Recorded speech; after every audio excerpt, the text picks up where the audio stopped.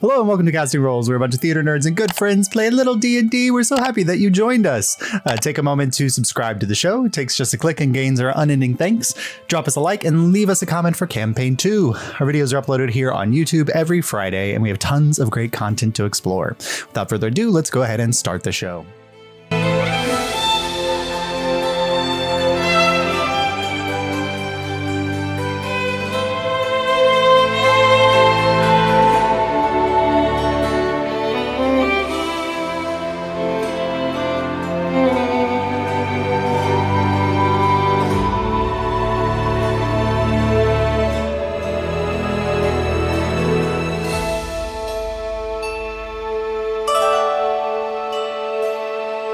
Last time, our crew of adventurers cleared the library of its Aether husks and collected the remnants of Aether Dust, marveling in the powers it granted you.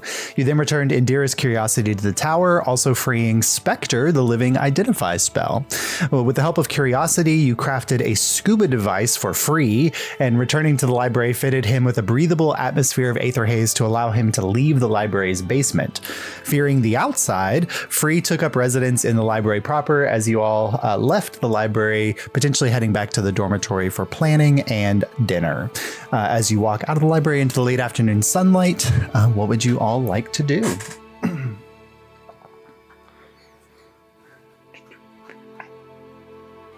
We're all speaking up at once. Yes, all of you at once. What people love in a D&D podcast. Dead air. It's fine. I cut it out. Okay. Well, I'm refused. I'm remembering how to play D&D right now. Yes. So. Also, that recap of the last episode, I imagine Jason's going, what the fuck? Ace really wanted to talk about Free, so we talked a lot about Free. We talked a lot about Free at coffee. Free was planted purely to mess with Andalusite, so it's fine. Of course, and hook, line, and sinker, baby. Yeah. All right, so first thing I want to make, I need to make that gauge for Free's suit because I don't have to eat, so I'm not going to dinner. I don't care. Okay. So I want to make the gauge for Free's suit, and then I want to keep working on my wood project. Sure. So you probably don't have the materials that are necessary like on your person, but you do have access to Curiosity's lab. So if you want to go up into the tower and go into the lab, you're more than welcome to do that. Yes, please. And Curiosity is working in the lab, and you just see at the moment that you walk into the laboratory, she is in the process of taking apart this massive array of like beakers and bottles and pipes and tubes, and you just see her like chucking them into the air and they're like crashing into a wall and smattering into 1,000 pieces. And then she's like prestidigitating them away as she starts like rebuilding this beaker array into a different formation. And she doesn't even pay attention to the fact that you've arrived in the chamber. But you can That's either... great. I don't want to talk to her. Good. So you could go back to the section where all the materials are. And you find kind of some of the leftover materials needed to construct this device. Go ahead and give me a crafting check for you. Craft check? Yeah. Sure. Scroll up. That's just plus my proficiency, right? It's dexterity and proficiency, I believe, for you. Yeah. I think that's just a 10. Okay. So you managed to craft a gauge. And even in your own crafting, you know, it's like this is going to have like an error rate of like 5% or so. So you just would need to tell Free, like, don't wait until you're on empty to go fill up. Sure. Yeah. Like always keep a quarter of a tank, active or something. But you do have a gauge that you could attach to his scuba tank. Okay. I will address Curiosity before I leave. Okay. She's just like chucking things over your head, like, and they're smashing behind her as she's continuing to build this device. A moment of your time, if that's okay. Oh, did you just arrive? No. Oh, but that's fine. I skirted around. Oh well. I was just Of course, you are welcome to use the laboratory. What can I do for you? Yeah, I did. I made a gauge. All right. What's the gauge for? For, as we talked about before, the creation that you made named Free. They're I'm sorry, this is not ringing a bell. They are something that you were experimenting on. You forgot about them when you came up here. That's probably some kind of magical side effect, but I'm hoping when you re-come together, you'll remember all of this. Anyway, they're living in the upper library now, so I expect for you to go visit them at some point on occasion. Oh, I mean, the upper library is void of any resources or books. Yes, but that's where they are residing now. So that's where you will find them because they are your, say it with me, responsibility. Oh, I was going to say creation. Which makes them your... creation. I can't wait for you to be joined back together. All right, I'm going to leave now. Do I have a responsibility to every creation that I make? Turns fully around. Well, I would say that if you make something that has, some kind of will about it, yes, you should have a responsibility to that creature.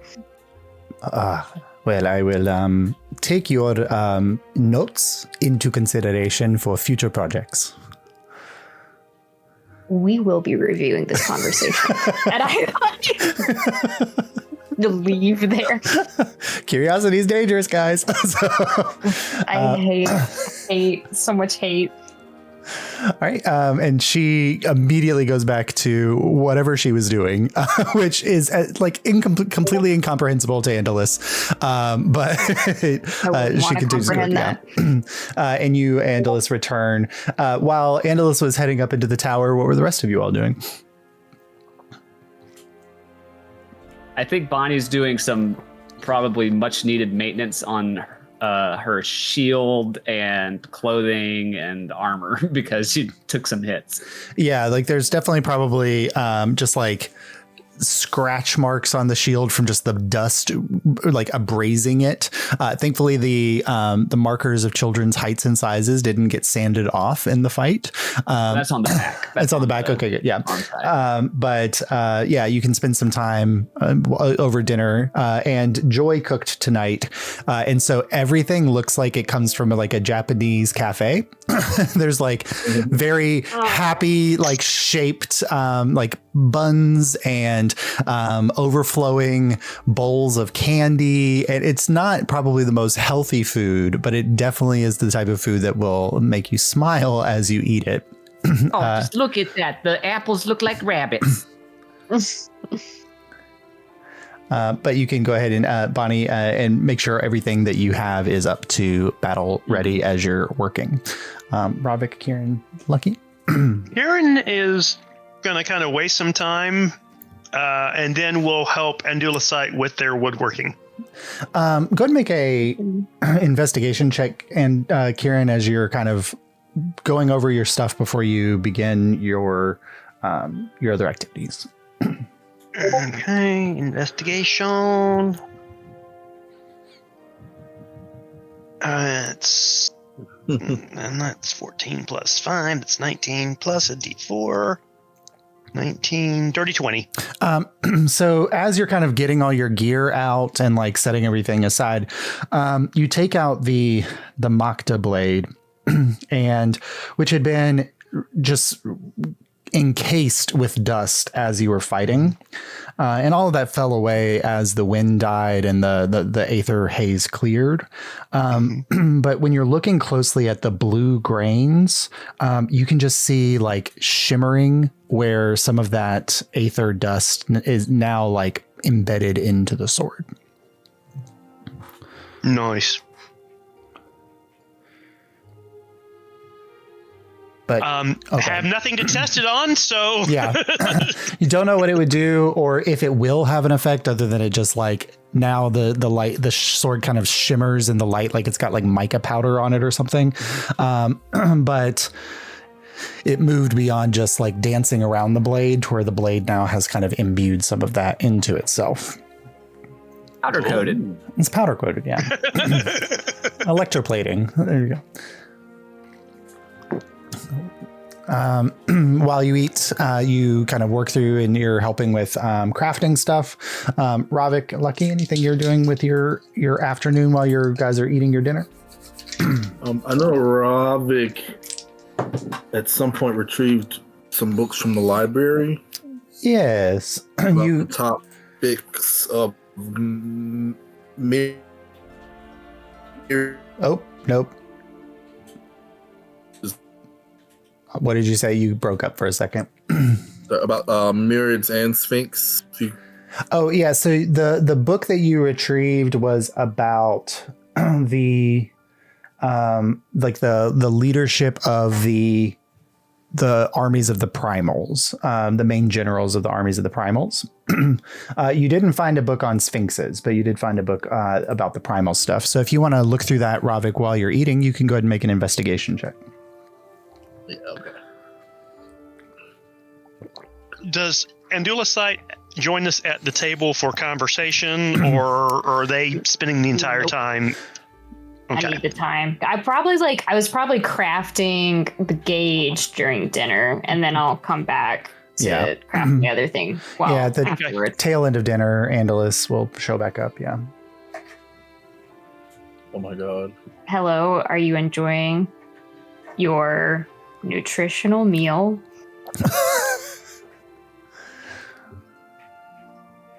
Yes. Everything is very sweet. Interesting. Where they got some of this fruit from, I'll never know. Maybe I shouldn't ask. Oh, that's an 18 Wizards. on the die. Did you say investigation? Investigation. Yeah. Okay, 18. 21. 21. So while you're eating your meal, Ravik, you're kind of thumbing through the book, and the book like spends the first half of it just seems to be an overview of the primals themselves. So it talks about like each of the elemental lords that oversaw the realm of chaos that existed in this space before the Illyrians came and imposed order by defeating them and then raising the world of Illyria from the elemental chaos that had existed in this space. Then each section of the book after that goes into more detail about those who serve each of the primals. And so you get an overview of, like Raiden, the Thunder primals, or Air primals, like his armies and his main generals. You get an overview of, finally you get to the one that probably would be the most interesting to Ravik, which is Ouroboros, who is the primal of the plane of water, the crashing tides, the ever churning masses of waves. And he's often depicted as a massive coiling snake that is large enough to encircle the entire plane of water and bite his own tail at the other end if he needed to kind of encompass things. During the war, he was, responsible for flooding massive territories, wiping away armies and things like that. And going through his main list of generals, you see that they comprise various like high level elementals. You see that they, embody servants from random outer planes that had arrived here that align themselves with the plane of water. But far down the list towards the bottom of the list of generals, you see a name that you recognize, as there is a reference to one Albahar the Marid, who served Ouroboros in the war against the Illyrian gods. Okay. It says for his work during the war, he was rewarded with a great hoard of wealth. But during the when the war was ended and the primals were lost and sealed away, he was one of the only members of Ouroboros's command that didn't just like turn over to Suvenar, the god of water, and kind of move into service of Suvenar, and instead kind of existed in this outside of the divine order. And once Suvenar died, there are stories of Albahar then seeking revenge against those who had wronged Ouroboros during the conflict, and stealing their hoards that he had, to reclaim what he had lost. A true loyalist to the primordials. Yes, to the elemental primals. Mm-hmm.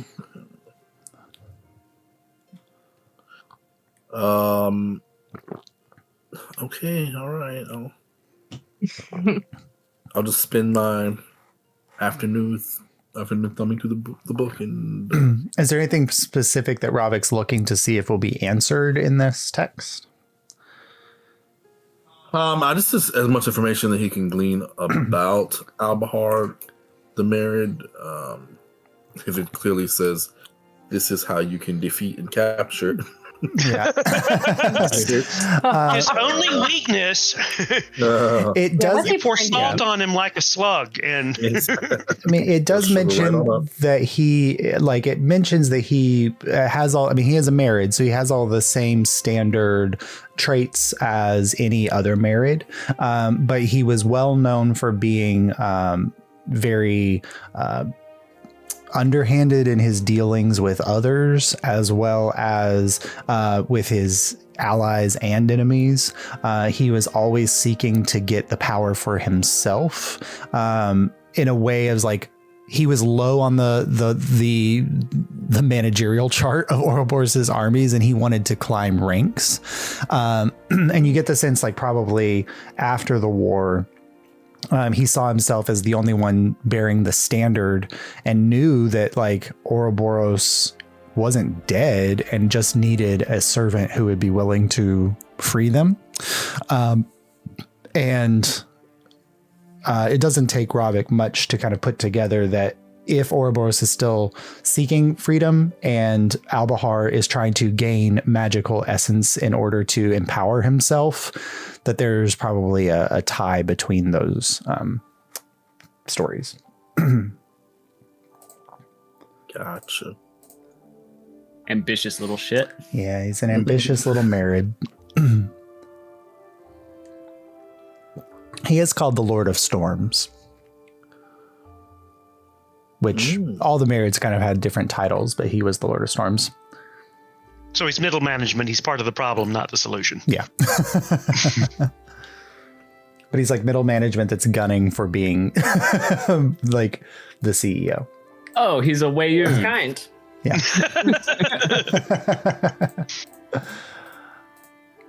All right.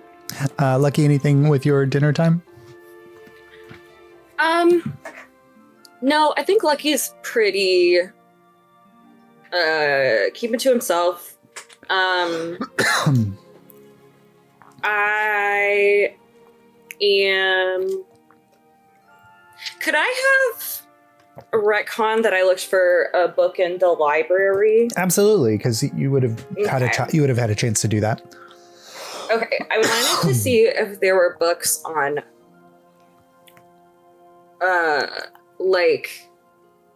the outer world god stuff. I can't remember the outer planes of the far gods or the outer planes of existence. Yes. Yeah. Go ahead and make an investigation check for your time in the library.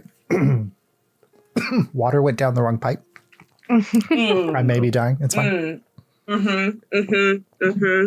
Okay. 6. A 6. Now, I believe that Kieran aided Ravik in his search. So if it's something that Lucky would have said, hey, yeah, then if Lucky would have asked, being subtle. yeah, if Lucky would have asked, Yeah. then you would have an advantage. Yeah. Yeah, Josh basically said that Kieran figured out that it was Dewey Decimal System versus Library of Congress. Yes. So it will be somewhere in that couple of shelves. Yeah. That's incredibly different. 18. 18. Yeah.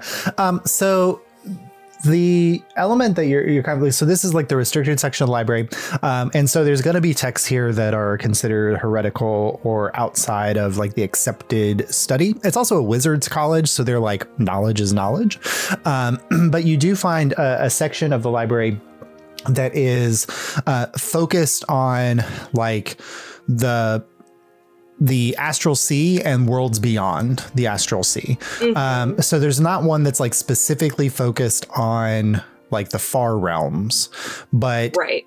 but if that seems to be the best bet, because it does mention the far realms, and so like if you want to grab that one and then explore that book Yeah. and see, I want that one for sure. so during your lunchtime, like perusing it, you do discover like this was written by a early wizard of the Violet Conclave, like back in like even pre-subversion, and there's like notes in here from, you don't know if it's Indira's notes or somebody else, like did she read this book, that just like call into question whether or not this person was crazy or insane. Cool. But it does mention, like, and a lot of times it reads almost like a fantasy novel to somebody from Illyria. Nice. Because it's like talking about like these like magnificent worlds that exist where people speak different languages and have different cultures, and they have their own beliefs and gods like encompassed in bubbles, and these bubbles are flying through this endless astral sea of space, where they imagine that they are the only entities. And the book does make a claim that like Illyria is just one of those magic bubbles that's flying through this astral sea. But it isn't until kind of like the latter half of the book that the wizard mentions the fact that there are myths and rumors about a darker realm of space that seems to be birthing everything else, that like all of this had to come from somewhere and flow inwards towards this realm of like order. And so he postulates about this like outer realm of chaos. You get the sense that like this guy either was doing a lot of drugs or he actually like astral projected or something where he was able to see. And he does make reference to the fact that a few of the worlds vanished, that like there are memories of these elements of space that like there's an empty space, but you know that something had to have been there. And like what would be big enough to eat a bubble that contained gods and worlds? So there had to be something powerful that came in to do that. And there's kind of like this conversation around the fear that if these worlds came from somewhere, then that somewhere had to be bigger and greater than this, and what kinds of gods might exist in such a bigger and greater place, and whether or not they should be feared. Okay. Is there anything the guy says, like, is there like a afterwards where he's like, by the way, if you want, like, this is how I astral projected DIY, like, how to recreate anything like that, or any mention at all of like how he knew this or figured it out? Yeah, so you get the impression, it's make an insight check for me.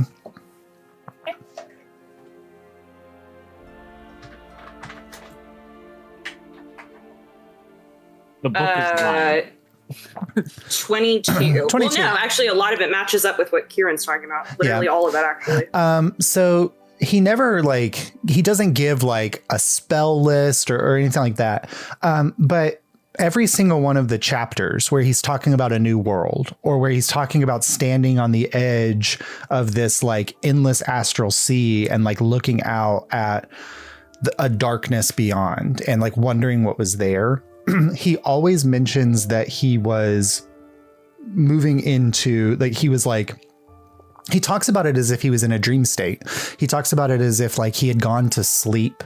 And he specifically mentions like multiple times that he put it under his pillow and then he went to sleep and then he had these visions, but he never names the thing that he put under the pillow. But you get the sense that he had some kind of device that was like allowing him to boost, because astral projection is a spell that wizards can learn. So he was using some kind of device that allowed him to project beyond the boundaries. Like wizards in Illyria, probably when they astral project, are moving into the outer space of Illyria versus escaping the bubble that Illyria is in and moving beyond that. Great. Yeah. Then I want to track down Miss Curiosity. Okay, and Angelus, you've been to the tower and you have permission to go there. And so at some point, Lucky like pops up from dinner and then heads off towards the tower.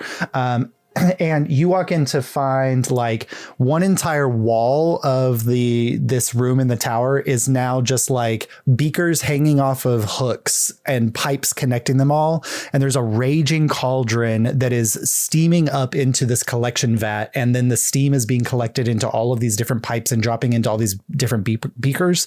And even though it's all coming from the same cauldron, every beaker is filling up with a different colored or like level of clarity liquid. And Curiosity's kind of standing back with a notebook and just like writing down observations about what she's seeing.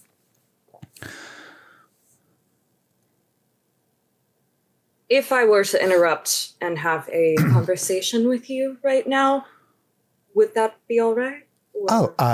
Let us see. She kind of like is looking at it for a second, and then you see she like casts a spell very quickly, and you see popping out of the air this little like 3 foot tall kind of gangly looking entity with these giant eyes and like spikes running down its back, kind of pops out of the air. I was sleeping. What do you want? And she's like, here, finish taking these notes for a moment where I work with a colleague. And he kind of like takes her quill and starts like scratching out notes about what he's observing as she is summoned a little familiar to help her. Yes, Lucky, what can I do for you? Have you read this by any chance? Sure, though. She kind of flips her. She goes, oh, well, I mean, I have not read the book, but it does appear that Indira did read the book, of course, yes?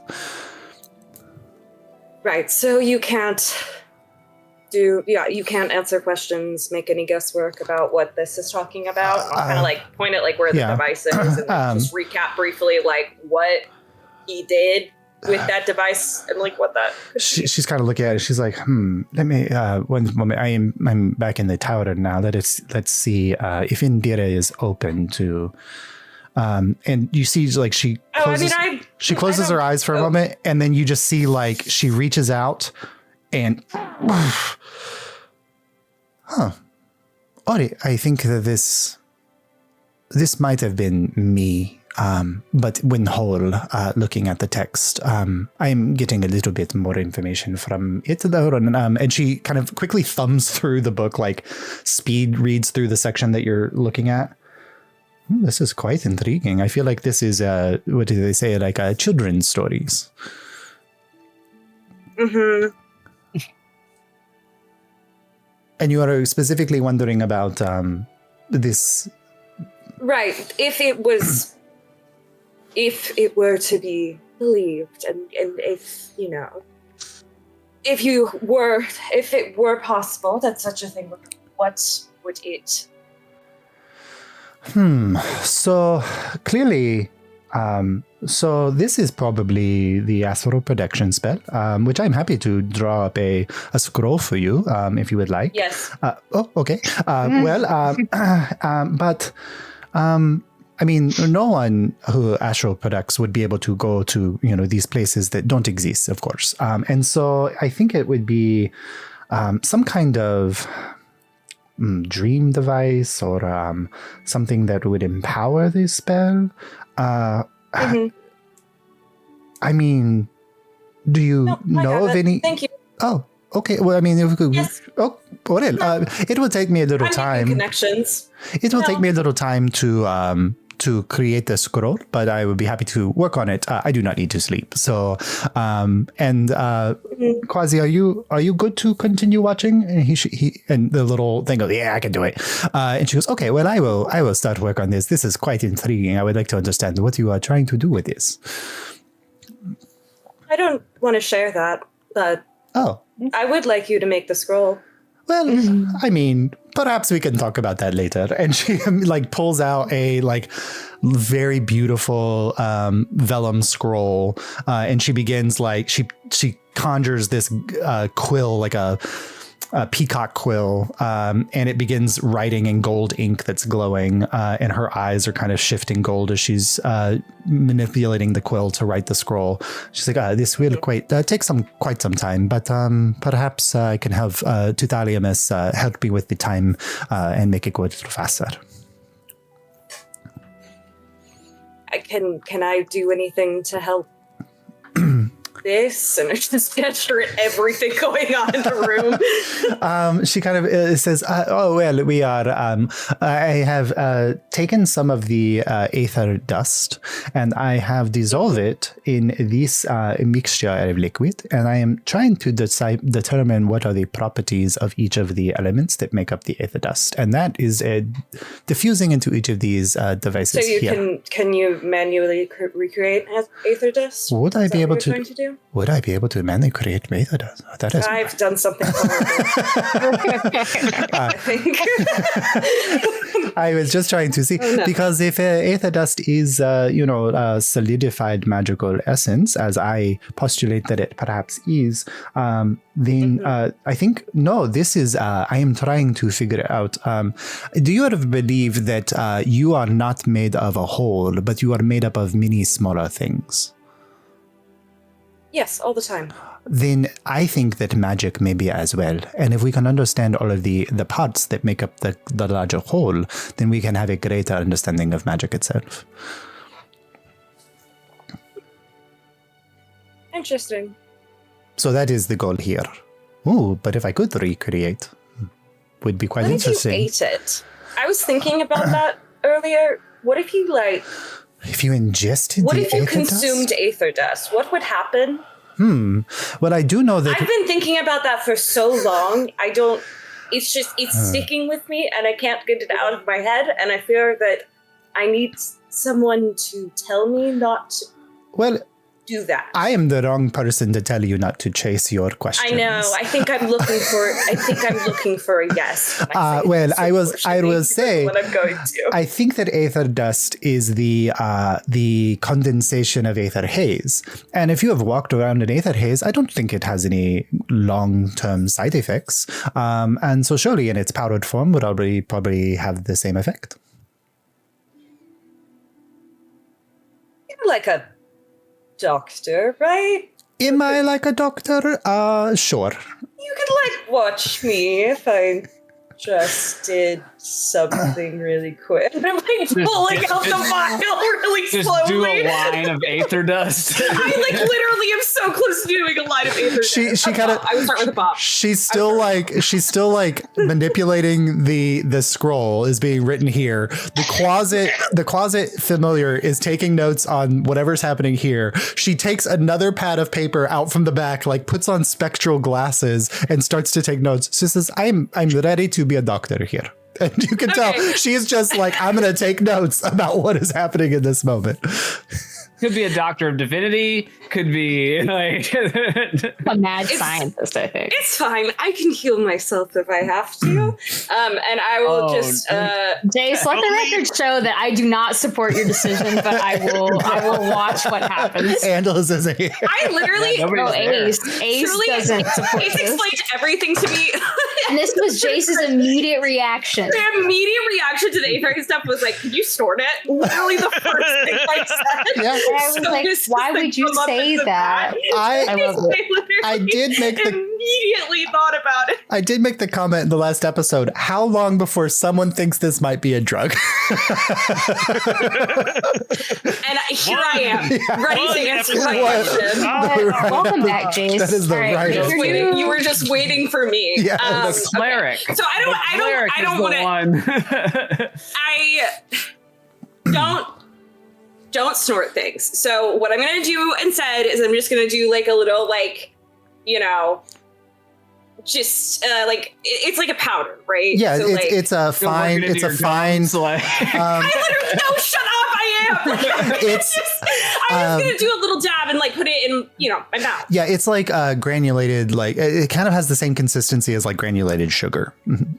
Okay, You could say then, Coke. yeah, I put it. No, Coke is more powdered, right?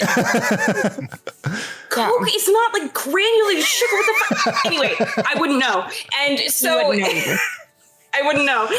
So it, I just put some in my mouth. What Sure. does it taste like? Okay, well, so initially, like you put it in your mouth, and at first, like it tastes like nothing to Lucky, Okay. but then you begin to taste, but you're not tasting with like your olfactory senses. Like you are tasting with the part of Lucky, whatever it means in the realm of magic, the part of Lucky that touches magic or touches the divine begins to taste it. And it has this flavor of like if cotton candy could taste like possibility.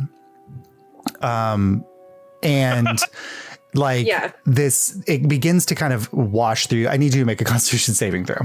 Oh, Sure. I need you to know that as soon as I tasted it, I saw lightning flash. oh my god, incredible! I need you to understand just how cinematic that was for me. Doing a freaking bump of existential like enlightenment. God. Okay, baby.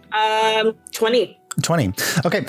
So you kind of, as you're kind of working with it, you are managed to ride whatever energy this is. And you feel like it's filling you with magical energy and essence. But as you've seen with the living spells, that like a spell touched one of these granules, and then that granule taught the other granule how to be that spell, and it taught another one, and that multiplied and exponentially multiplied until the husks came alive as every single one of those granules became that spell. You can feel that your magic is teaching the small dose of aether haze or aether dust that you put in your mouth how to be a cleric. And over the course of the next like 10 minutes or whatever, like the part of you that's ASMR begins to glow more. The part of your eyes that show your divine nature begin to glow brighter. And it's enough that Indira is making note of it, but it's not like transformative. However, you do regain 1 spell slot of level 1. Cool. Okay. Okay. But you get the sense that like there's something under this high that like Lucky backed away from it, but your magic wanted more.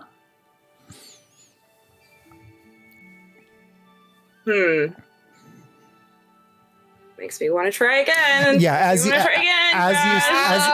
you succeeded on the Constitution saving throw, like you didn't like fall into the high, you like surfed on. Yeah. It. Ride the snake. Ride the But snake. I want to fail it. Fuck. Yes. So is it, along like with any saving throw, Josh, I'm gonna make what saving throw would I make to know if I should stop this or wisdom. continue? When is enough Okay. enough? Incredible. Wow. That's so low for a cleric. Holy shit. I'm feeling a bit 8. lightheaded. Maybe you And can try. so like it's a weird situation, right? Because like the part of you that is in tune with your magic is like, yes. And the part of you that's like, that backed away, I think with an 8 on your wisdom is wondering whether you're being held back by logic or by fear. Okay. Oh. And sometimes fear is a healthy thing that protects you, but sometimes fear prevents you from a greater understanding. Right. While you're contemplating, Indira goes, what is that all? Is that everything? You glue a little brighter. I feel maybe 10% better magically. Huh. And you took such a small dose. Mm-hmm. 10%, that's quite a return on investment. Mm-hmm. I wonder what 20% might do. You're not helping. Curiosity's in the room.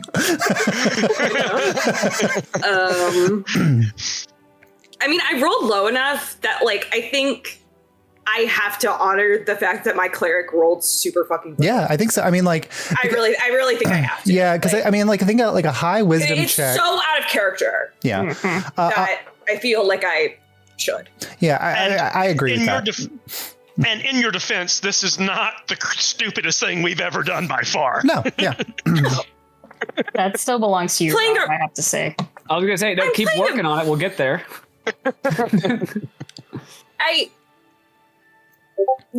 I'll do one more. Okay. Sure. Same amount.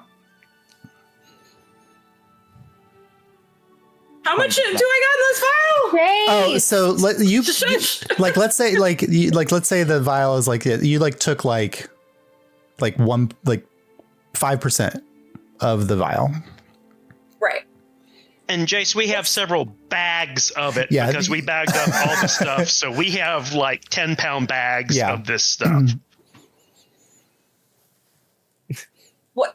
What time is it? It's probably like 5. What was the 5:30. schedule for the rest of the day? I don't know. You guys said 5:30. It's like 5:30 in the afternoon.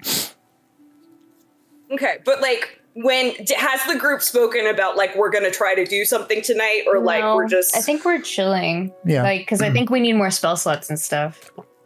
So I don't think we're doing anything. Yeah, I mean, Robin's got to heal. you guys could take advantage Okay. of the hot springs if you haven't already, or if you want to test them I'm again. Yeah. gonna do something and then I'll tell you what I'm doing after. Oh yeah, do some more fantasy cocaine, then jump in that hot spring that also makes you cast or pass a Constitution check. That's awesome.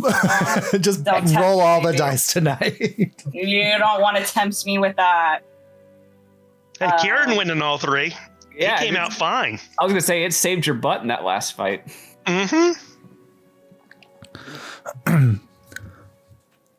Pretty useful. Probably Okay, stacks with hold on, that cocaine too. Hold on, gamers. I'm rolling something. Back at the chamber, Andalus, at some point while you're carving, Spectre like floats through the main hall door and is like investigating this hall of the university.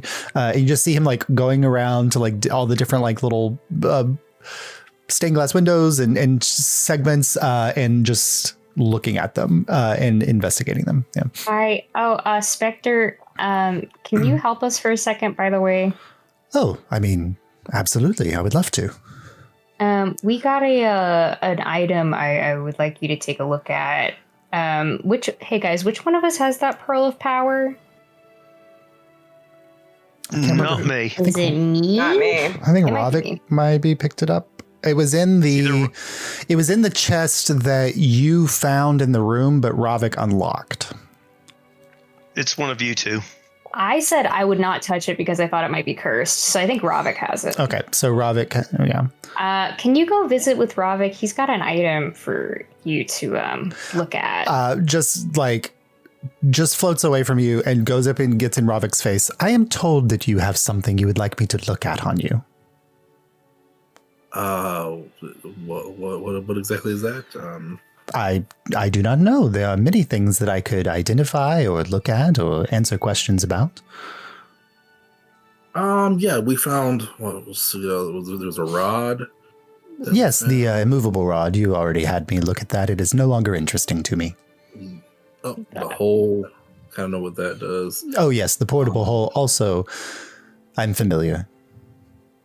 Yeah, and the pearl thing. Oh yes, you had me look at the pearl, but I was unable to investigate it in the haze. It was quite odd. I would be happy to look at it again for you. Yeah, go right ahead. Oh, he kind of, you set the pearl out and he looks at it. He's like, ah, yes, a pearl of power. With just a moment's thought, a powerful magic user could regain a little bit of the magical essence. And, this one's quite interesting. It has been infused with aether haze. Oh, that's interesting. So the magical essence that is returned to you would be as if you were casting the spell in the presence of an aether haze effect. Ooh. A little bit of a spell boost there. That's pretty cool. Or not. Sometimes aether can dampen a spell, but it can also boost it if given the right circumstances. Oh, so it's kind of a gamble. Yes. One way or another. It's interesting. Did someone specifically want to hold on to that, or? It seems cursed, so you have to deal with it. Thanks, Andulaside. I appreciate that. You probably it's for you. I would be able to tell if it was cursed. It is not cursed. It is simply affected. It is potentially cursed. Or potentially not. Potentially a boon or and Ravik seems like a gambling man, so we'll just leave it with him. And I have these 2 potions I need identified. Oh, yes. So these were the ones that were in Curiosity's chamber? Yep. One is gaseous form, but I don't know which is which. So he kind of looks at it and he says, this one here, and he points to one that kind of looks like a bottled cloud. It's like it's a liquid, but the way it swirls in the mixture, it kind of looks like clouds moving across a gray sky. He says, yes, this is the potion of gaseous form. If you imbibe the potion, you can turn into a mist and move around, go into tight spaces. Quite useful. This other one is, one moment, let me pull back up my notes from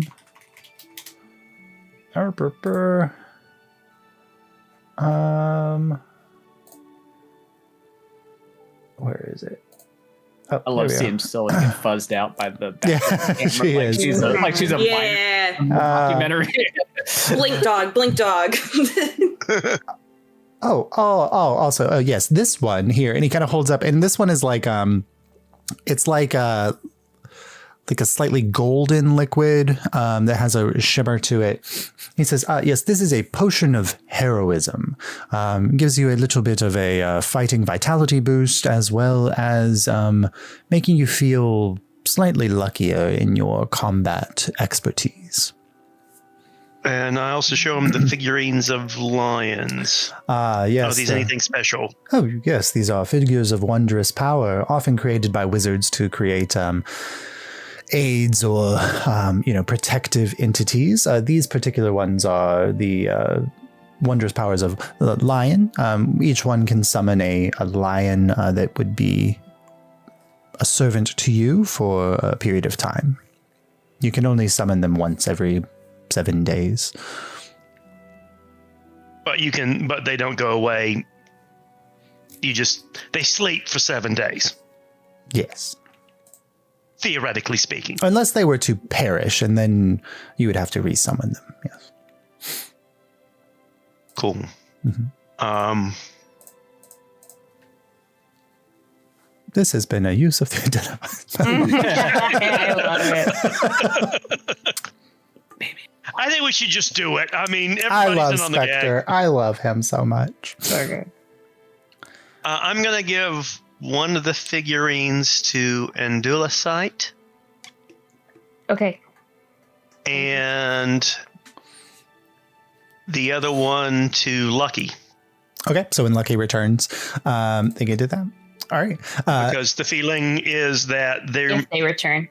y'all are the most squishy, and so if something comes at you physically, you've got something that can help you. Thank you. Yeah. So I will add the wondrous form to your character sheet, Lucky. So you've got it, and Andalus, you can get the thing. It summons a lion. You can do it for once every 7 weeks, or 7 weeks, 7 days. All right. So as kind of Spectre's use is, he kind of just starts walking around. He is investigating the food. Like everything he just turns to is just like, is given full attention, for like the apple shaped like bunnies, like all of these, like are giving it his 1000% interest until it's no longer interesting to him, and then it's dead to him and he moves away. So it's there. But going back, Lucky. What did you I rolled percentile dice. Okay. And I was going to round it. Yeah. Right. 90. You're taking, so most of the vial. You're taking most of the rest of the vial. Okay. Jeez. I feel like Lucky's rationale is like, well, I did 5%. I'll leave 5%. So as you're kind of thinking about like You can quit anytime. Yeah. Indira says, oh, go ahead. Remember that scene in Pulp Fiction where like Vince goes to Marcellus Wallace's wife? And she, oh no. Indira's looking, it says, is quite a dry powder. I wonder perhaps if you make a tea out of it. Okay. Hell yeah. Okay. She kind of, she like, got a kettle? Enabler. She summons up a little kettle that is immediately like filled with hot water. The top opens up for you if you want to pour it in. And then she prestidigitates and swirls it, and you can immediately see like the water, like the warm water, like shifting in color to like this purplish blue, like one of those like stress orbs things that are filled with glitter, right? That are just like swirling in a mass. And then she pours out all of the cup into this large mug, and then kind of floats it over to you, and then immediately grabs her pen and pad of paper and says, I think it is the exact right temperature for perfect tea.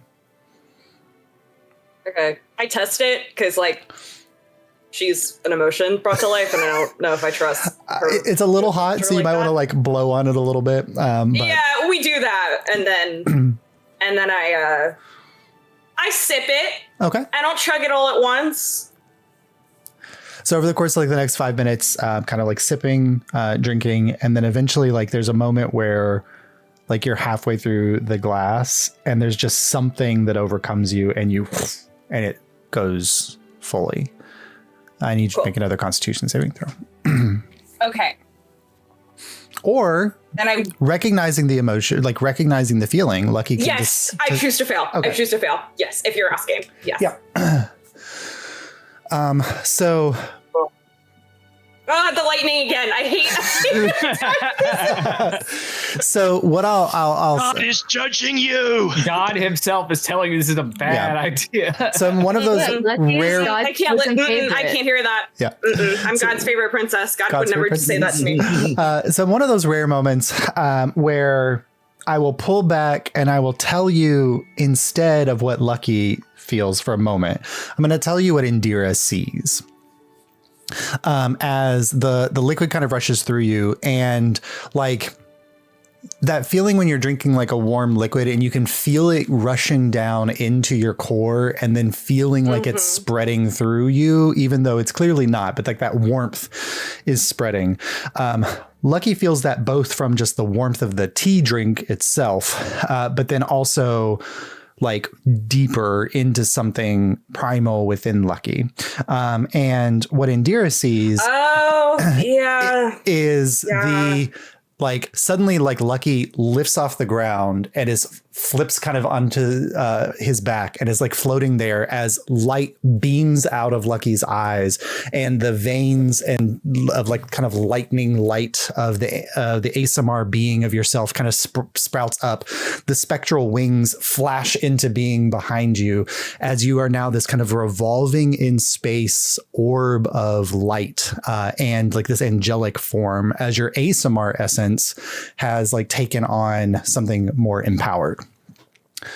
Lucky, as you drink, you lose consciousness, but you are not aware that you've lost consciousness, because you blink for a moment, and then when you open your eyes, you are staring at two distant like red dwarfs, and there is a shadowiness between the two lights, and you can feel the light of the two stars like washing over you, this consistent comforting feeling that you are quite familiar with of sunlight and like the gifts of light and the gifts of, you know, the heat and warmth of that energy. But for the first time, you realize that there was a component that was always there, but is for the first time you can feel it, as the space between the stars is washing over you in the same way that the light of the suns are as well. And then striding from between the two stars, you see a shadowy figure backlit by the light, but walking out of the starlight. And kind of first a towering, like, you know, solar system sized entity, but as he walks towards you is shrinking down until he's right in front of you, still shadowed. Well, I think this is the first time you've visited me and not the other way around. Yeah, I don't know if you have to consume magical energy like a drug to get to see me, but that's what I have to do to see you like this, I think. No, I am something beyond magical energy. That's what I thought. But there's something different about you in this moment. Do I see anything different about myself? You can look at yourself, yeah. Make a kind of perception check on both the way you feel and the way you're looking, yeah. Okay.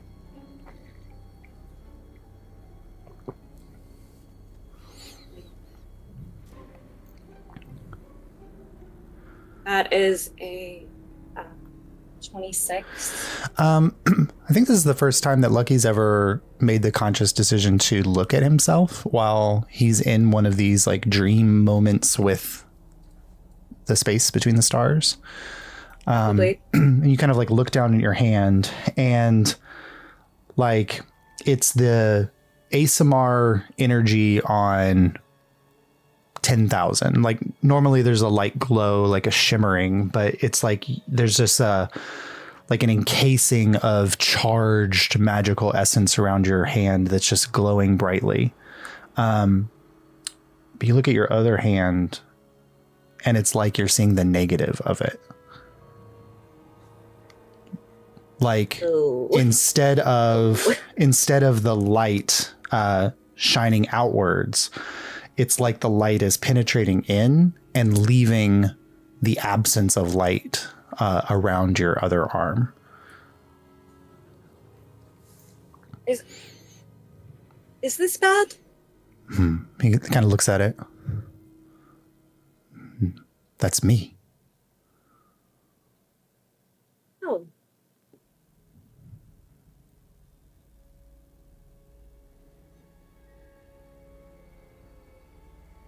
I think you look rather nice on me. Wow.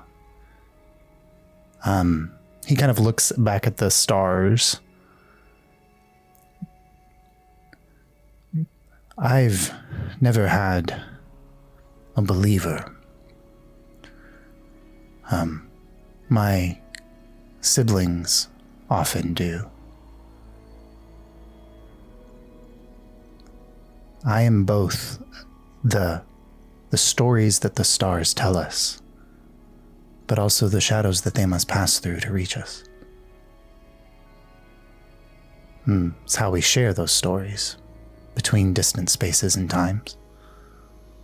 So I am neither light nor darkness, but something between.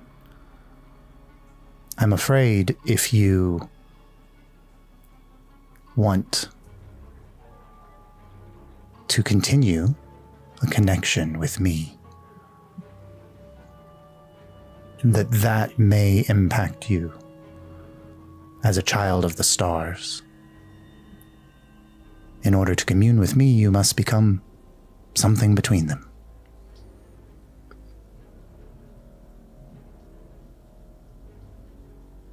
Do you want a believer?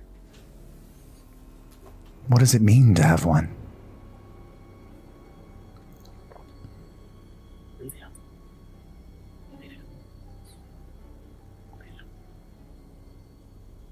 I don't know. I've never worshipped anyone that could talk back. And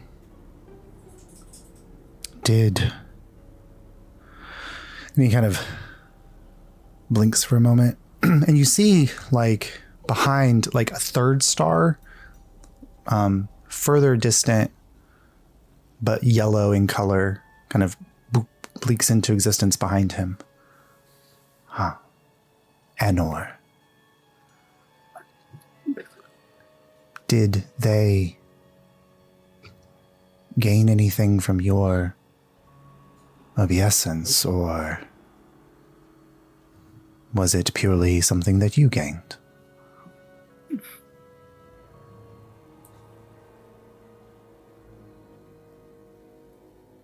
I don't know. I like to think it helped them, but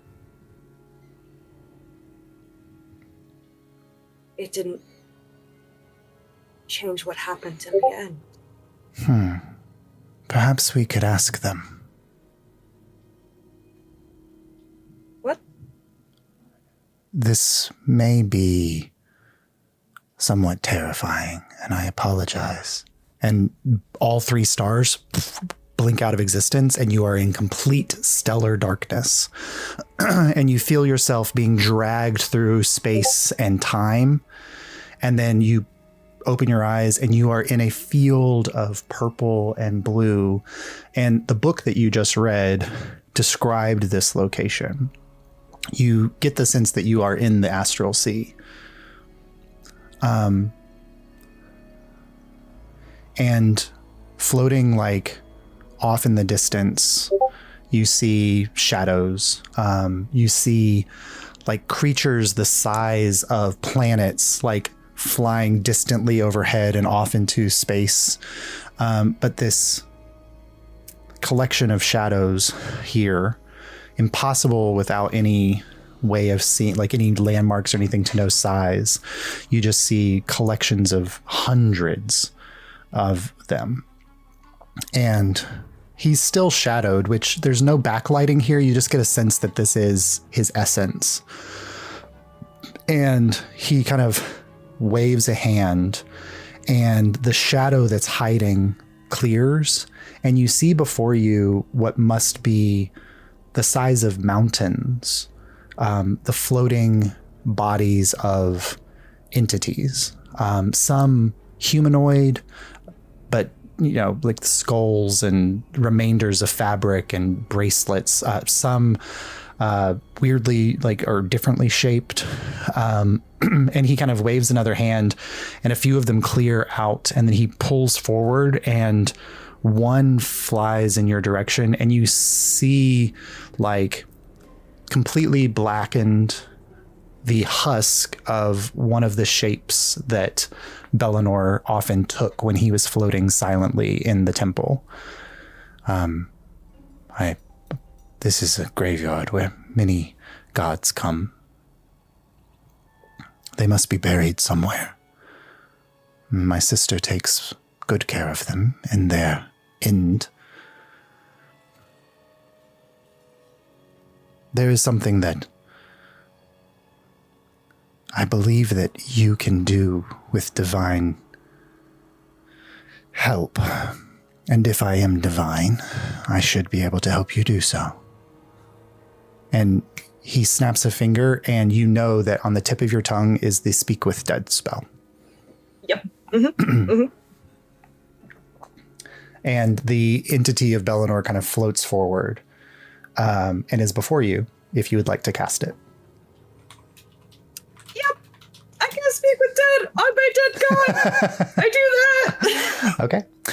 So the spell flares forward, and you see just a moment like the white light energy flies out of your hand and hits the kind of fractal shape that Bellinor often took floating in the temple. And for a moment, like the core of it remains dark and skeletal almost, but there's just a haze of white light that surrounds it. And then from that mental connection, a voice flies into your brain. I think you have 5 questions, child.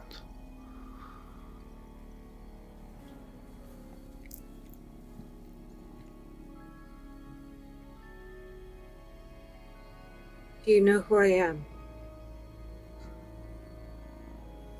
You are one of the chosen Lightbringers. You have a piece of me in you. And in your mind, the image flashes forward, and you see a sliver of a golden gem.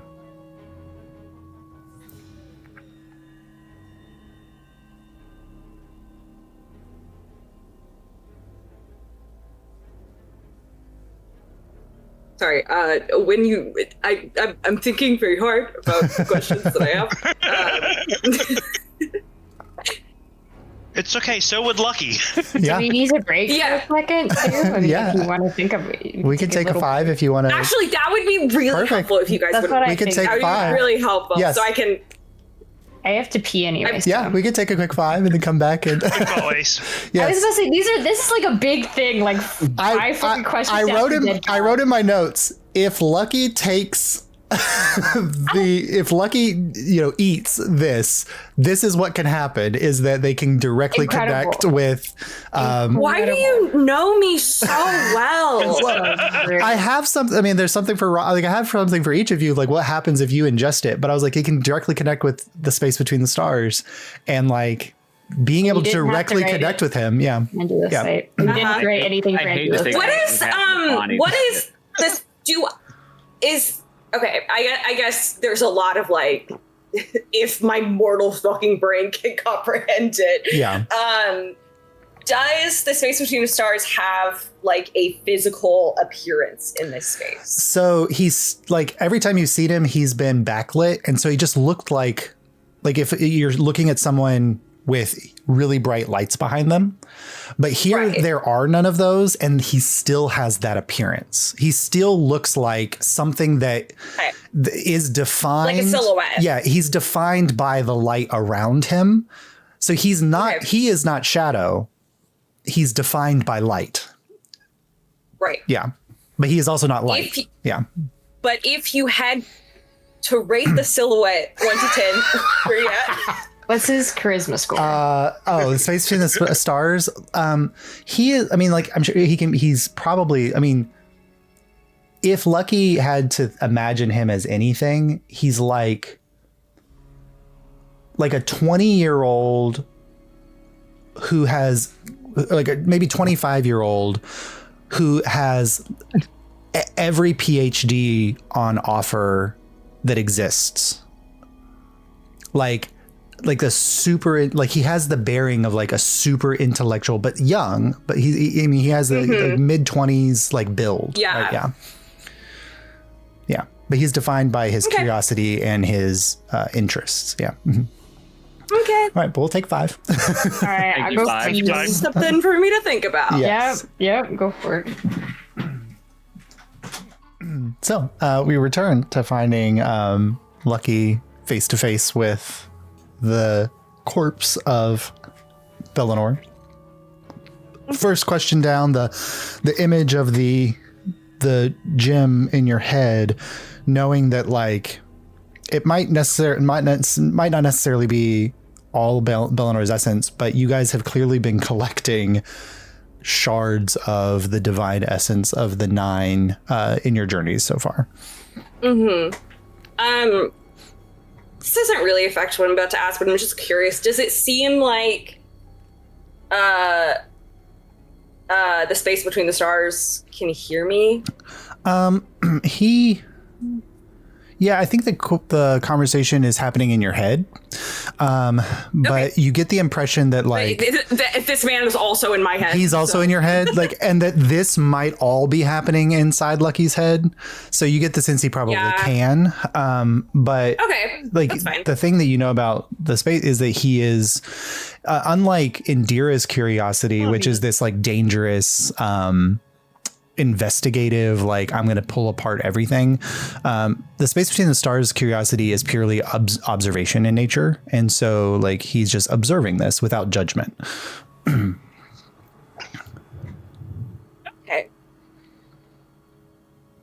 Okay, cool. Then I will go for question 2. Okay. So let's say, how were Lightbringers chosen?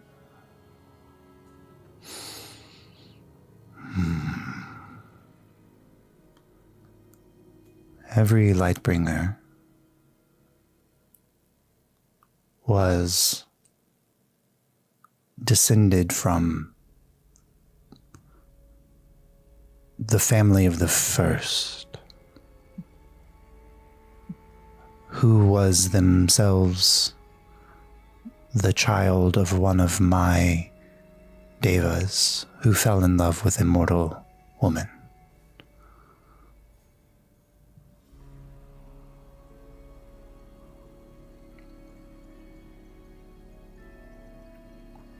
This is the worst part of the spell, which is like, don't ask follow-ups if you want to get through everything. Okay. Okay, this is the one that I have to ask for Space Between the Stars. What powers or strength does a god gain from having followers?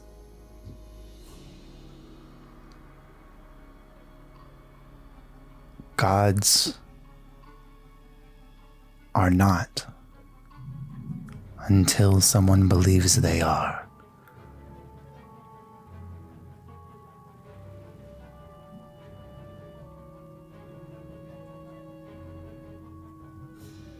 Can I look at Space Between the Stars, who is like a god and is like, I don't have any followers? And just be like, Space Between the Stars kind of like cocks his head to the side. And you hear him just kind of, then what am I if I'm not?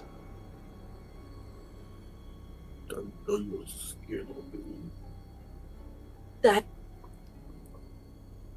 tabling that, and I'll flip back to the corpse of my guy here, and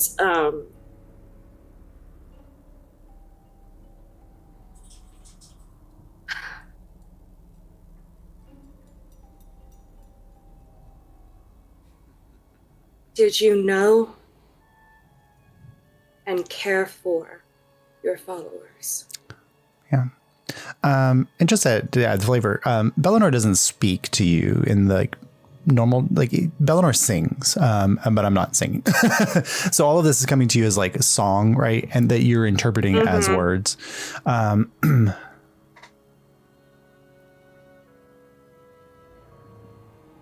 There was nothing that I cared for more than those that the sunlight shined upon. Unlike some siblings who may have cared more for nature or the wind or the waves,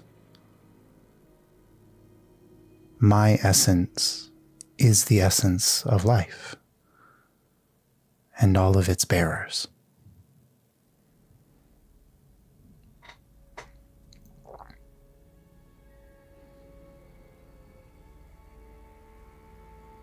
Did you have to die for the people of Illyria to be saved?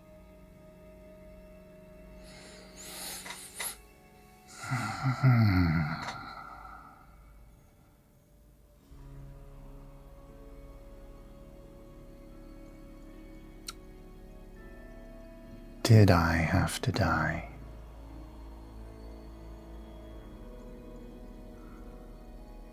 Telling the future is not in my domain. But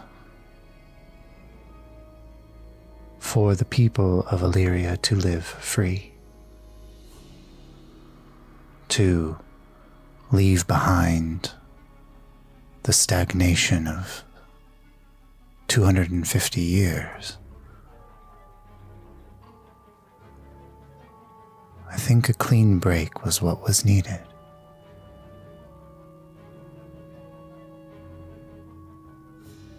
And if I had not, then only death would have reigned.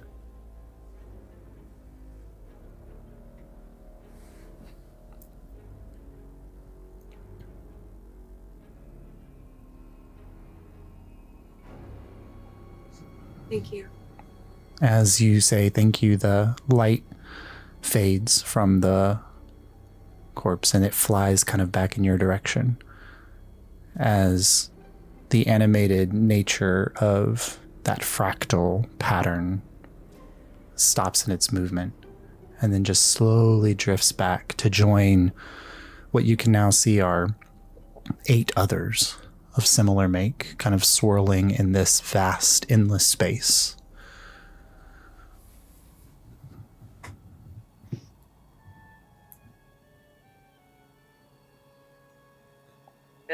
Just kind of look to space between the stars. Maybe the younger ones are different.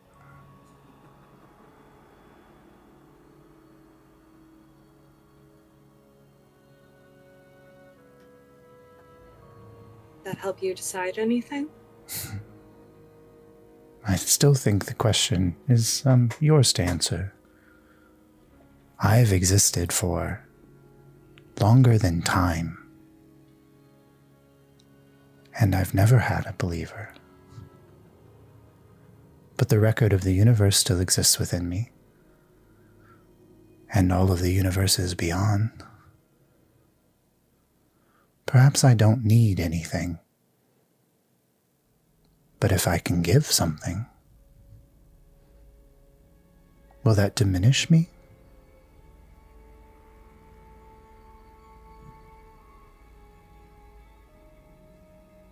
It's not a question of what you need. What do you want?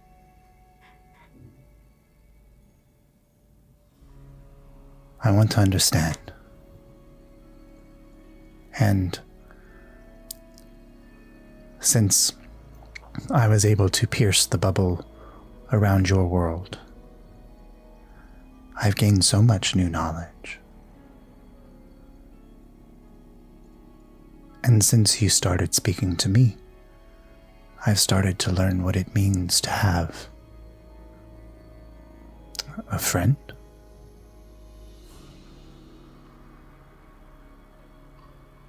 The world of emotion is such uncharted territory for me,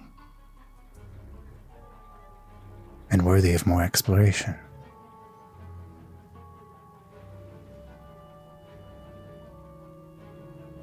Let's not worry about if I'll follow you just yet. Well, Let's just work on being friends. that's good enough for me. I've never had a friend before either. I don't have many. Did you know that you needed one?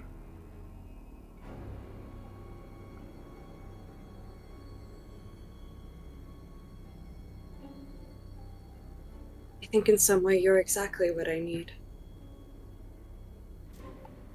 I do not yet know if you are the answer yet for me, but I look forward to finding out.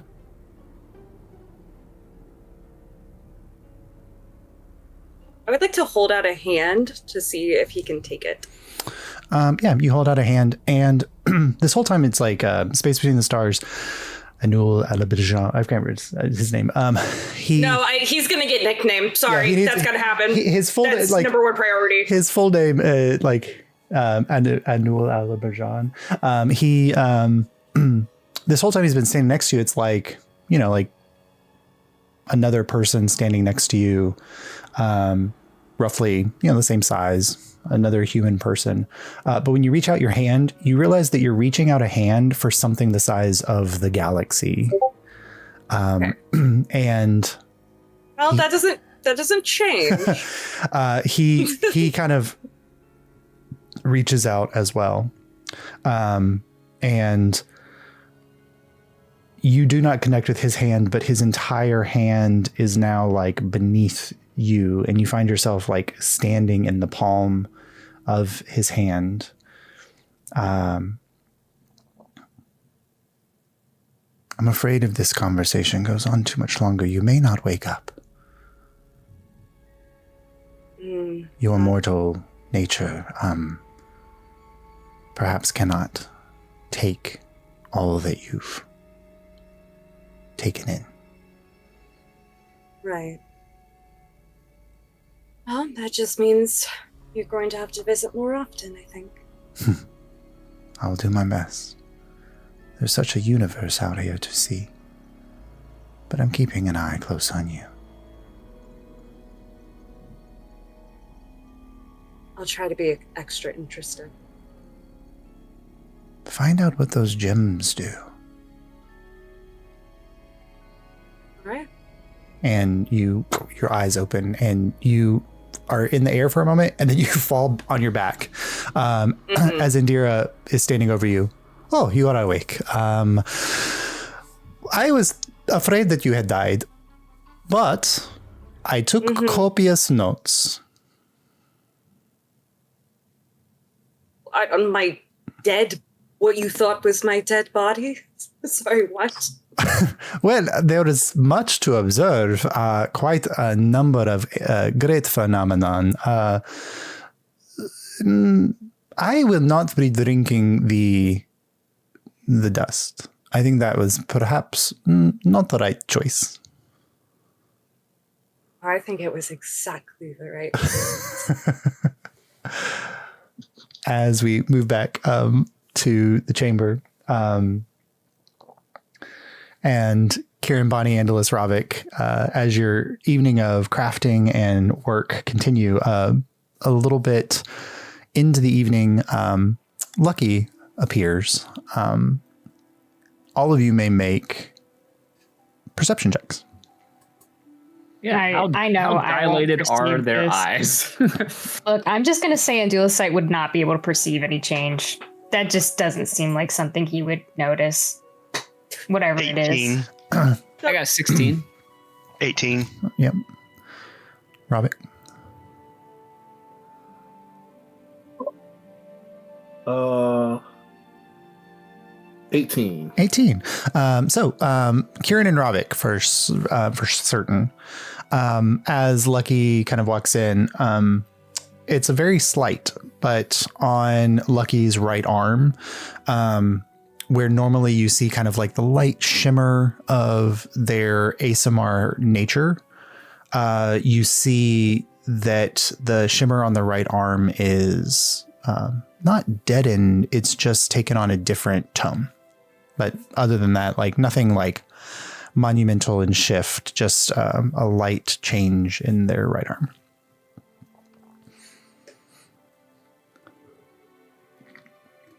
Look, Now that everyone's here, I've been thinking, and I've decided to take up Andula Sight's recommendation, and I'm going to name my swords. So, Oh my gosh. he holds up the blue one.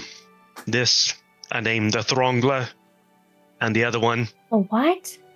Steve. The Throngler. Oh, I and like Steve though. Oh, I quite like Steve though. Excellent, excellent. Spell the Throngler real quick. THROL. Wait a minute. THRONGLER. This is all in character. This is in character. Look, No. I need Rob to spell it. I know. Yeah, spell out what you've done. But Kieran not like messing up the spelling is so perfect.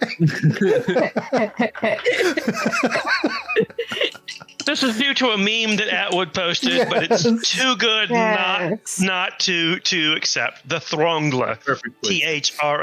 THRONGLER. If you'd ever seen someone throngled by a mogrelide tree, you'd understand. A what now? Mogrelide tree. It's a territorial yet very aggressive arboreal species. A tree. Yes. It's kind of like a weeping willow, only instead of having branches with leaves, it's got branches that are very angry. What's it called? The mogrelide tree. But the sword is Mogrelide. called the Throngler. Okay, Dr. Seuss. I Googled search Margrelide tree and marmalade tree came up. Yeah. Oh no, it's a complete made-up word that I came up with. Oh, of course it is. Of course it is. But the Throngler is from a meme that Atwood posted, and it was just too good not to. Thanks, I'll put it Atwood. down again. Lucky. Was that horrible woman upstairs able to help you with anything? Sort of. I asked her a question about a book. It kind of took a detour, but Yeah, that sounds about right.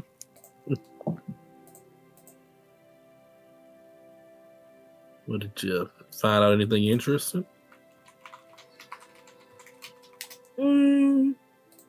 Define interesting.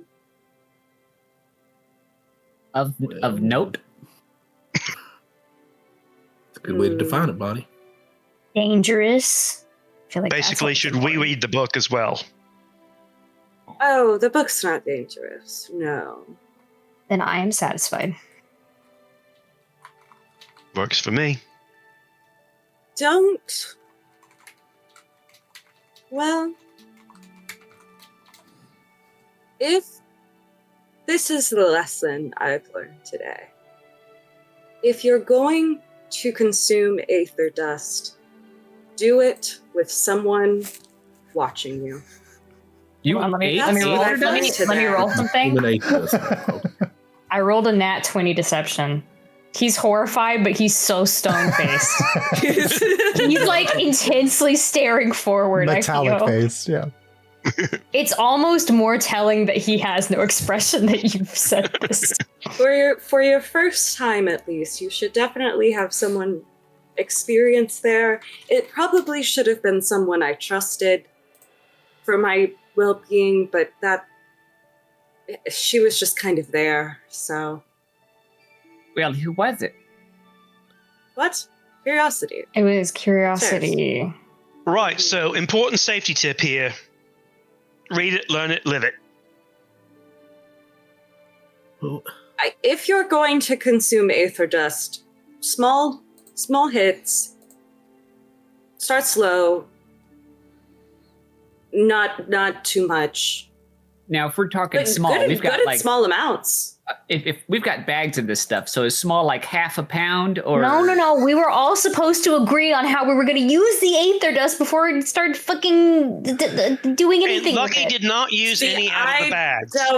I don't remember agreeing to that. I feel like you're selectively remembering not to. It's almost as if you haven't been here for 2 weeks. What do you mean you don't remember me saying this to you? It's funny because I think someone actually specifically mentioned that in the recap, and I'm choosing not to remember that. Well, I thought we were referring to the bags of Aether Dust and not the actual vials that each of us had on our Okay, person. if you're using it Exactly. for personal use, I suppose that's And fine. this was personal use. It was very helpful.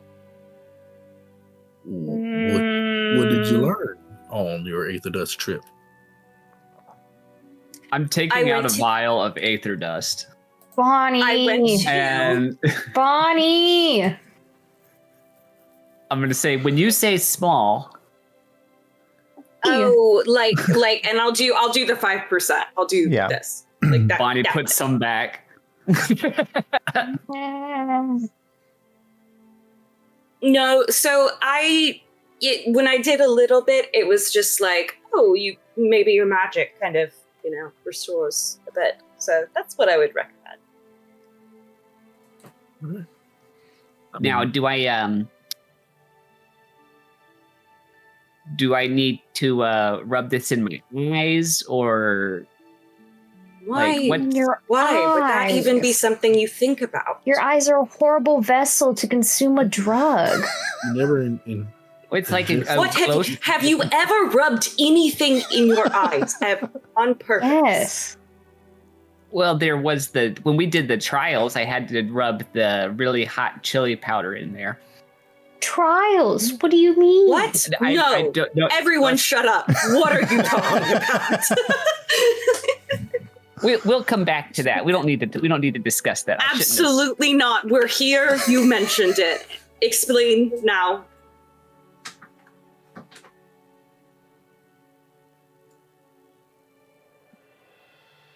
Well, when you came of age, when I was very, very young, and before you could go out on your, we'll call it the first journey on your own, you had to prove that you were tough enough to do it. So one of the many trials was you had to rub basically chili powder in your eyes and not show any emotion. That sounds like torture. Yeah, it sounds But in retrospect, but you were young at the time, and you do dumb things when you're young. No, that sounds like indoctrination. That's what you do? Well, look, okay, I didn't want to bring it up, and maybe I know that now. When do you stop being young, though? Well, for me, it was after I had my first child. That was kind of like the line that I sort of drew there. But I think it's different for everyone. Oh, okay. I'm learning so much about you all. And I learned Ravik likes to read. It took a wild day for all of us. Well, let's not insult each other and do the sentence. It didn't seem like an activity you might like. I was happily surprised. Oh, Ravik, do you like to read? I have this amazing romance novel on that we should focus on Lucky's list of drug use, which is just completely taking me aback. What is he doing? It's not drugs. Also, drugs have many excellent properties when you know what they can do. So Also, you took a little bit of this. Why do you think that you think that because I lived in a church and like that was my life for a bit, like I can't do anything cool or reckless? Yeah, I basically thought that. Absolutely not. It's kind of like, that's kind of what a lot of. I had no expectations whatsoever. The crop top admittedly threw me off, but definitely a rite of passage. You have the right to do just that. So as far as value, it's not a rite of passage. I had a life. I thought maybe your shirt just shrunk really small on accident. Maybe it was a mistake and you didn't have another one. So you take a little bit of this and you're No, I've just been insulted so gravely. I don't know how to move on. I'm not the one who insulted you. No, I'm trying to you're figure out not. the value of this dust. Yes. So that should we decide to market any of it. You're trying to figure out if you should sell that? That's what the meeting's about. It's about selling the drug to other people. It's not about selling, it's knowing the value of it.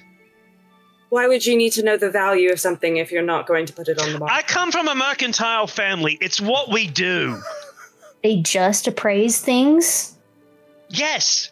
Oh, well then that's fine. And then what happens to the things that you appraise after that? It depends. Everything. My father. What if everything, it's found to be if it's found to be valuable? What would happen then, Kieran? Well, then you would decide what you were to do with it, whether you were to hoard it for yourself to give you advantage, whether you were to sell it on the open market to make a profit, whether you were to distribute it among your friends, whether you were to bury it in a hole and never let it see the light of day again. It depends on what you're dealing with. Right. I think that if this was accessible to people with ill intent, that it would be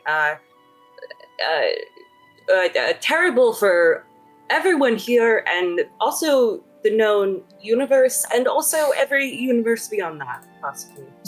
So catastrophic. Does that answer your question? Yeah. Yes. I went to the astral sea, so like that's the level of life. Oh, you seen home? Wow.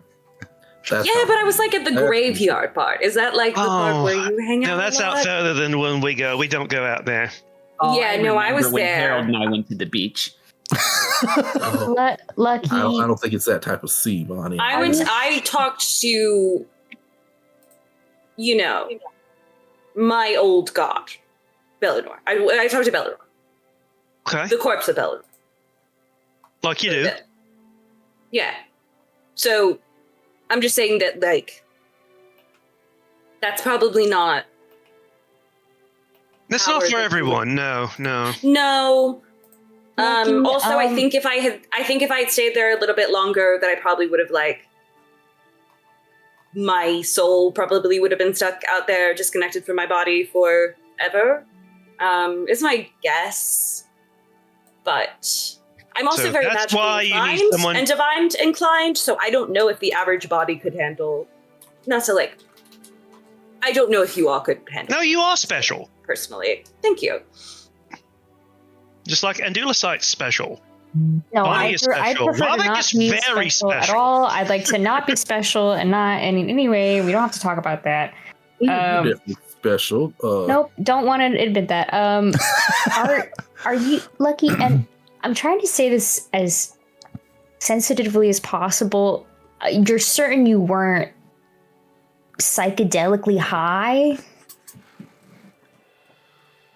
That's a good question. I mean, It's not that I'm doubting you. It's just that you consumed a superpowered magical substance. Well, I will perfectly describe the astral sea that I saw, and then ask Kieran if that's what it looks like. Good. No, that's home. Thank you. Well. That must be somewhere else. That the beach looked nothing like that. When we went. so you can visit the astral plane just by ingesting Aether Dust. I don't know if Trick that's is- what happens for everyone. You're like a messenger I think for the that gods.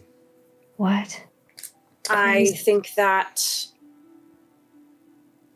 it can loosen your ties to this plane and help you see beyond. Which again is fine in controlled moderation. Which is why you have someone watching you to wake you up before you die and lose And yourself why forever. you don't put it out everywhere for everyone all at once. Once again, important safety tip. This stuff is, that means this stuff is A like lot of way more. responsibility now, yeah. controlling the flow of Aether Dust. It is incredibly powerful. This could be used to... I don't want to scare you all, but I think if this... Oh God! Oh Jesus! I'm having such a brain moment. What is the crystal that Nuevia is made out of? Zephyrsite. Zephyrsite. Zephyrsite. Mhm. I think if this were combined with Zephyrsite, that it absolutely would make someone on par with a god. And Lucky, you. And Oh, go ahead. nope, that's what order I was gonna say. You realize, like, you have studied and you know that, like, in the parlance of D&D as a game, like astral projection is a 9th level spell. Mm-hmm. You ingested a 9th level spell, and it was only a portion of a vial. Mm-hmm. And knowing that like Kieran has bags of 10 pounds of this in his possession. Mm-hmm. Yeah. I stand by what I said. Mm-hmm. Bro, if Aramon had figured this one out, nope. Nope. Over for us. Wow. So this stuff is that potent, huh? it quite literally gives you magic. I don't want to see a world where magic is a commodity that is bought and sold. So we keep this among ourselves. I don't even think we should keep it among ourselves. It's here with the super-powered wizard. Honestly, who could watch it a lot better than any of us could. If we take it with us... Do you trust her? I think when she's whole, we could definitely trust her. Not right now. Hey, well, how sound of a mind could she have been to split herself into all these different aspects? I mean, I think she willingly did doesn't that. really show the best judgment before she split. Oh, and Like I we said, all there's- have better judgment. What are you Like I talking said, there's about? certain things you go and you bury them far, far away where no one will ever find it. This I don't thing- This think that seems to she's- qualify as one of those things. I think we're better off making decisions by committee than leaving this just in one person's hands. And Dulicite, you had the right idea. We should come together and decide going forward. how Well, we're gonna let's treat this. complete Indira, and then we can talk to her when she's whole, because this is her property also, is it not? So we should probably ask permission to take it anyway. No, possession's 9/10 of the law. Just because you stumbled across some type of world. Why are you so obsessed with changing- Indira when you were yelling at her earlier? No, I was only yelling at Indira's curiosity because she Is is... that not part of Indira? Is that not who she is? We all have parts of ourselves we don't like. You think I don't yell at myself all the Sure. time? I definitely do. I'm yelling at myself right now because I'm seemingly confrontational, and I don't like that. And it's making me really anxious, but I feel like it's important. So what you're suggesting is we wait on deciding until we have more information and we decide as a group. Yes. Works for me. But we don't tell anyone outside of this group while we're still deciding. Absolutely. I think that's fair. We should keep it to ourselves until we can ascertain more of the nature of this substance. And give me a chance to try it just once, just one time. And then I can think make you a should. decision. But also, I think that, your experience is going to be different than mine. Well, I can't Okay. remember. Did I say take out some my of this? smelling salts. I take out all my smelling salts. All right. Josh, do you remember? Did I send some of this dust? Yeah, No, I this sent- this is why I'm trying to weigh whether or not Kieran and Ravik need to make deception checks here.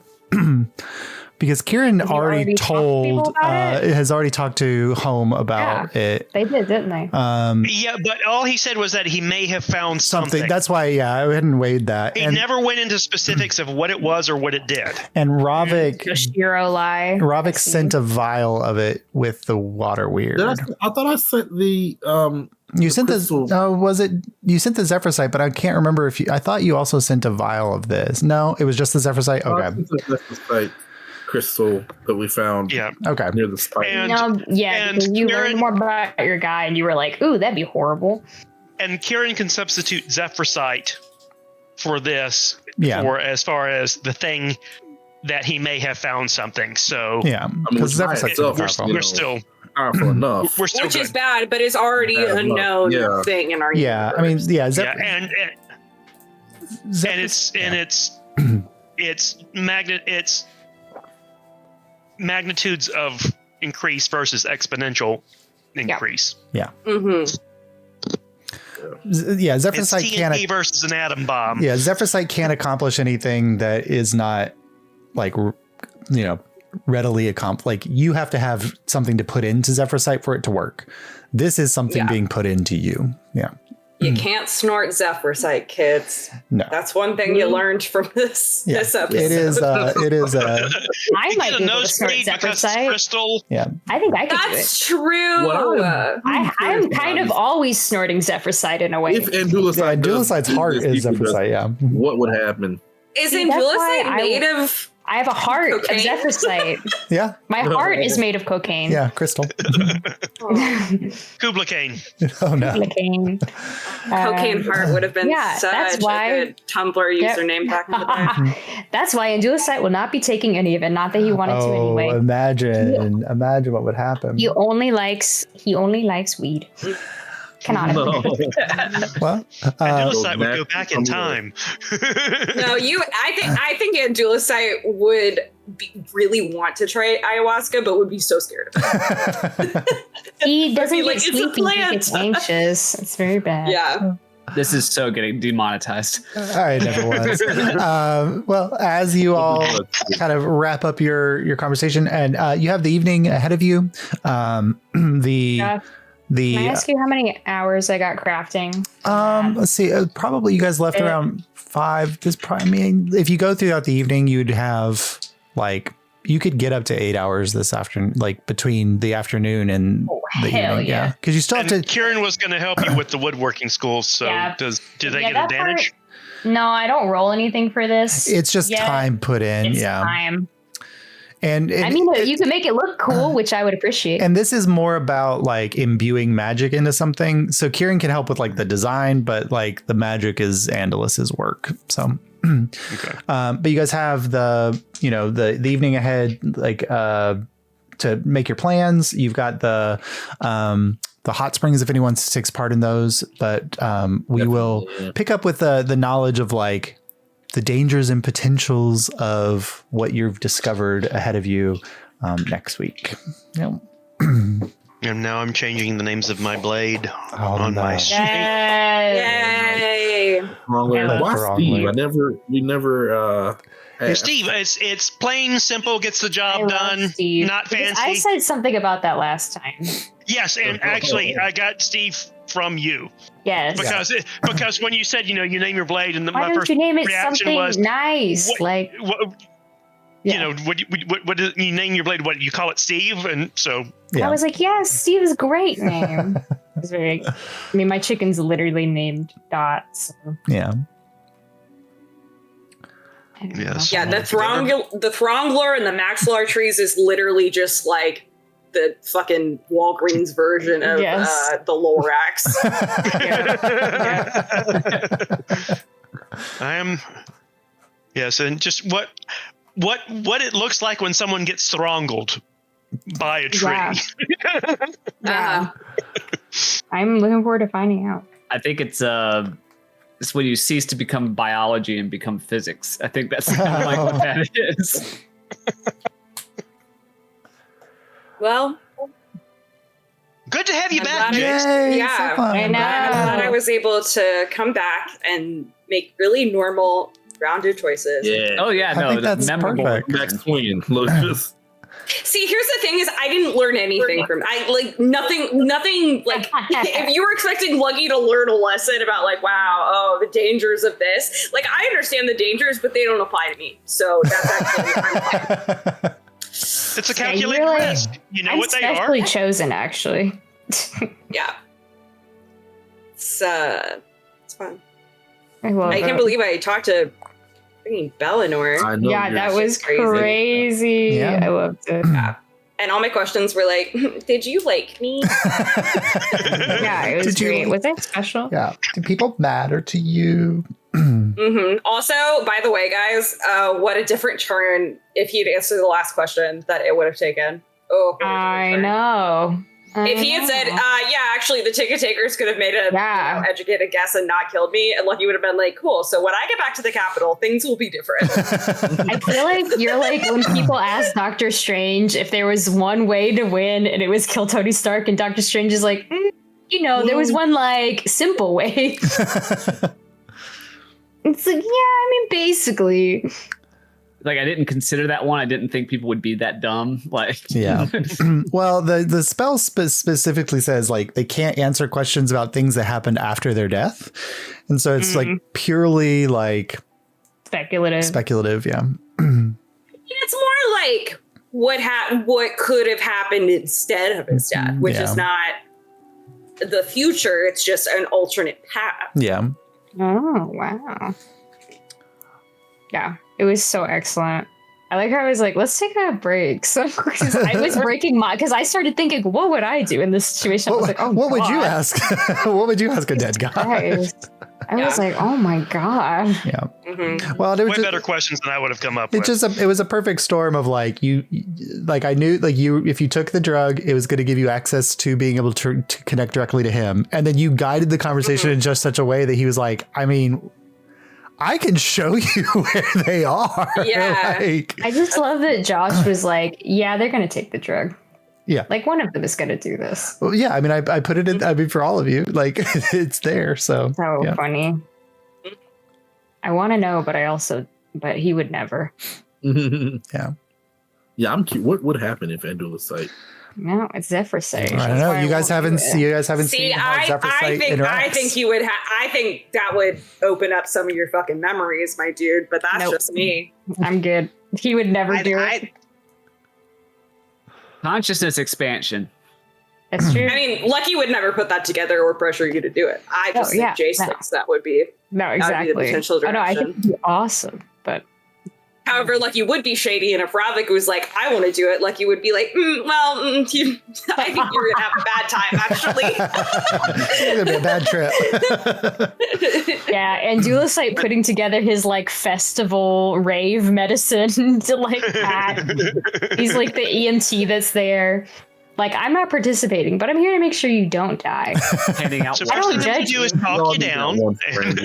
He's like, drugs are fine. But also, I would prefer you not to die here. There's a guy who is a festival EMT on TikTok. Yes, it's that one. That's what I was thinking of. Yeah. Yeah, where he's like, he's like, all right, tell me what you've taken. No, don't lie. Yeah, you tell me what you're really taking. I'm not calling the cops.